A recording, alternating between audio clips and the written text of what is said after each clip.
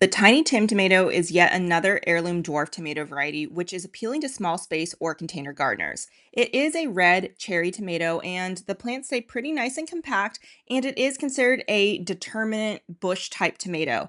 It is an early season tomato that is quite productive, and I felt like it held up quite nicely over the season for a determinate variety. Towards the end of the summer, it kind of started to look a little sad with a bit of fungal disease, but after some TLC, it had a nice comeback, and this is what the plant looks like now in December. It looks like it's hanging on, so this is one I'll likely bring indoors or put into my mini greenhouse to see if it will overwinter. As far as the flavor goes, I think it's just a classic cherry tomato flavor, but it also tasted a little tangier.